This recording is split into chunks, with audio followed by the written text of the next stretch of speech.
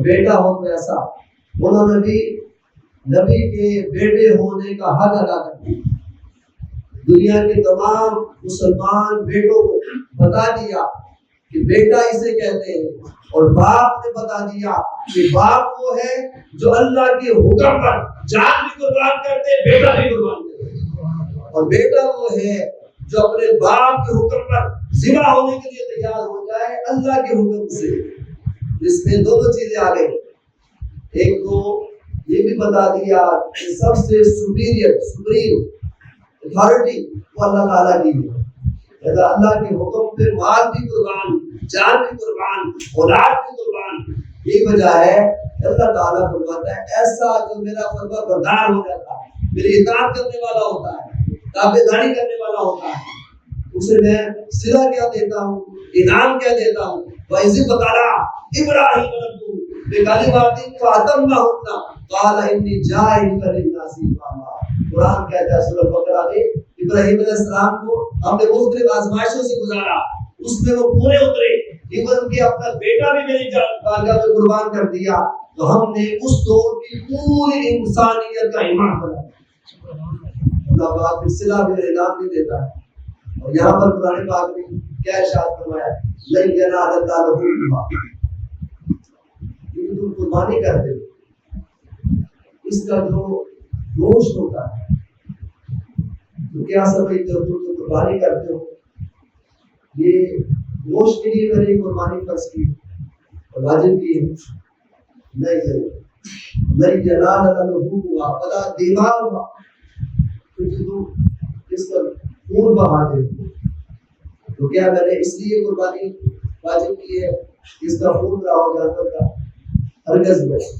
قرآن کیا کہتا ہے، وَلَٰكِنْ يَنَالُهُ التَّقْوَىٰ مِنكُمْ، لوگوں سنو، جو تم قربانی کرو گے، پہلا تو اس کا گوشت ہے، گوشت تم خود کھا جاتے ہو، دوسرا اس کا خون بہتا ہے، خون زمین پر بہ جاتا ہے، تو میرے پاس کیا چیز پہنچنی ہے؟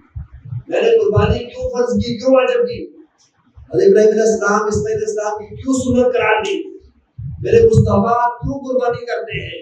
صحابہ کرام نے کی، اہل بیت نے کی، ہمیں قیامت تک حکم ہے، وجہ کیا ہے، ریزن کیا ہے، لاجک کیا ہے، مقصد کیا ہے؟ تو قرآن نے واضح کر دیا، وہ یہ ہے حسن نیت۔ تم نے نیت یہ کرنی ہے کہ میں اللہ کی خالص نیت، اللہ کے لیے قربانی کر رہا ہوں۔ باقی بھی تم پورے سال جانور ذبح کرتے ہو، کسی کو قربانی نہیں کہتے۔ اس کا نام قربانی کیوں رکھا؟ اس لیے رکھا کہ اللہ کے حکم سے ابراہیم علیہ السلام نے قربانی دی، مثال کا مظاہرہ کیا، اللہ کے لیے کیا، خالص اللہ کے لیے کیا، اور حاکم دو جہاں نے بھی فرمایا اس پر ہم بھی عمل کریں گے، کیونکہ جو کام اللہ کے لیے کیا جاتا ہے وہ مقبول ہوتا ہے۔ قیامت تک کے لیے بتا دیا، جو کام تم میرے لیے کرو گے، خالص میرے لیے کرو گے، وہ میری بارگاہ میں قبول ہوگا۔ یہ قربانی ہے، یہ نیت کا نام ہے، اس نے نیت، اس نے عمل۔ لہذا جو بڑے سے بڑا جانور بھی آپ کر لیں، لیکن تقویٰ اس میں نہ ہو، اس میں حسن نیت نہ ہو، اس میں عمل نہ ہو، دکھلاوا ہو، ریاکاری ہو، پمپ اینڈ شو ہو، تو اللہ تعالیٰ کو قبول نہیں۔ اللہ تعالیٰ کو قبول ہے حسن نیت اور اخلاص، جو کام اخلاص کے ساتھ کیا جاتا ہے۔ یہی وجہ ہے ابراہیم علیہ السلام نے جب قربانی دی، اس کے بعد دو چیزیں کہیں، اب آپ کو پیغام دینا چاہتا ہوں، ایک ابراہیم علیہ السلام کا اور ایک آگے دونوں قرآن پاک سے۔ تو آپ نے اس وقت کیا فرمایا اور ہم نے آج اس پر عمل کرنا ہے، دو چیزوں کا، وہ دعا ہے قرآن پاک، تو اتنا صلاتی و نسکی و محیایا و مماتی للہ رب العالمین۔ آپ نے فرمایا اللہ تعالیٰ نے قرآن پاک میں آگے دو جگہ سے پڑھا، آپ بھی کہیے ابراہیم علیہ السلام نے دعا کی، کیا کی؟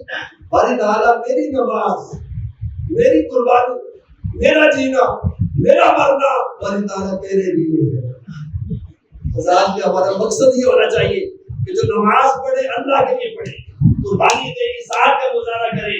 وہ تو حضرت ابراہیم علیہ السلام نے بیٹے کی قربانی دی، اور اللہ پاک نے چاہتا یہ تھا قیامت تک یہ سنت بن جائے، اور اس کی جگہ اللہ پاک نے اس نیت کو قبول کیا اور اس کی جگہ جانور بھیج دیا اور بتا دیا کہ جس طرح سے میں نے یہ قبول کر کے اس کا یوں سمجھ لے اس کے بدلے میں یہ چیز دی ہے، تم بھی ایثار کا مظاہرہ کرنا، ایک دوسرے کا دکھ درد میں شریک ہونا اور ایک دوسرے کا ساتھ دینا، ایک دوسرے کا ہمدردی کرنا۔ جب تک یہ تمہارے اندر ایثار کا مظاہرہ نہیں کرتے، قربانی کا مظاہرہ نہیں کرتے، تو تم مسلمان کامل نہیں بن سکتے۔ اللہ تعالیٰ نے قرآن پاک میں آگے تو جہاں کے لیے ارشاد فرمایا، وہ بھی قرآن کا حصہ بنا دیا۔ وہ بھی یہی دو چیزیں ہیں جو میں نے نماز میں سورۃ کوثر کی تلاوت کی ہے، اِنَّا أَعْطَيْنَاكَ الْكَوْثَرَ۔ محبوب ہم نے آپ کو کثرت عطا کی، کثرت کی کثرت عطا کی، ہر چیز کی کثرت عطا کر دی، اپنا آپ بھی تجھے دے دیا، ہم تمہارے بن گئے، اور کثرت کی کثرت رحمت کا مقام ہے۔ اے مصطفیٰ میں بھی تیرا بن گیا، سب کچھ تجھے عطا کر دیا، اب یہ ہے کہ دو کام کرنا۔ حضور کی اس سنت پر عمل کرتے ہوئے آج ہم نے بھی یہ دو کام لازمی کرنے ہیں۔ ایک یہ وَصَلِّ لِرَبِّكَ وَانْحَرْ، اپنی رب کے لیے نماز پڑھتے رہنا اور قربانی کرتے رہنا۔ ان شانئک هو الابتر، دونوں کام کر دی، اس کا دشمن ہی نامراد ہے، وہ کامیابی کی منزل پر فائز ہوگا۔ لہذا جن پر قربانی واجب ہے ان کو ضرور کرنی چاہیے۔ کیا کہ تو جہاں کی بھی سنت ہے، بلکہ آگے تو جہاں نے اپنی امت کے لیے بھی قربانی کی، ایک اپنی طرف سے واجب قربانی اور امت کے لیے کہ جو غریب میرا امتی قربانی نہ کر سکے اس کی طرف سے میں ادا کر رہا ہوں، تاکہ یہ سنت بن جائے۔ اور آگے تو جہاں کی سنت کا عمل کرتے ہیں علی مرتضیٰ شیر خدا رضی اللہ تعالیٰ وہ بھی دو قربانیاں اپنی طرف سے اور آگے تو جہاں کی طرف سے کیا کرتے تھے۔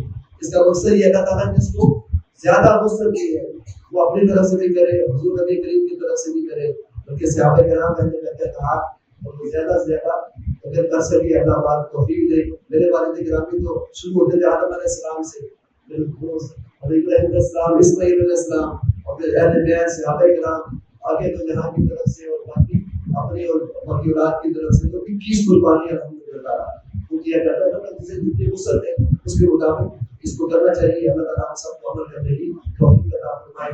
آج ایک وظیفہ ہے، آخر میں دعا بتاتا ہوں، اس بات آخری وظیفہ پڑھ کے عید کا وظیفہ بڑا خاص وظیفہ رسول اللہ آگے تو جہاں ارشاد فرمایا، عید کے دن جو شخص 100 مرتبہ یہ پڑھ لے اس کی قبر میں جب وہ مرے گا، یہ جس کے لیے سال ثواب کرے گا 1000 نور داخل کرے گا۔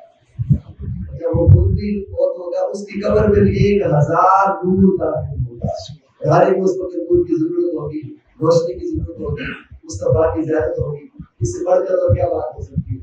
ہو گیا ہے سبحان اللہ والحمدللہ ولا الہ الا اللہ واللہ اکبر، یاد کر لیں سبحان اللہ والحمدللہ ولا الہ الا اللہ واللہ اکبر۔ فیس بک پہ اس پہ بھی ہے، میرے یوٹیوب چینل کے اوپر، یہ تمام آپ خود بھی عمل کریں، دوسروں کو بتائیں، تاکہ آج کا خاص وظیفہ ہے اللہ تعالیٰ ہم سب کو عمل کی توفیق عطا فرمائے۔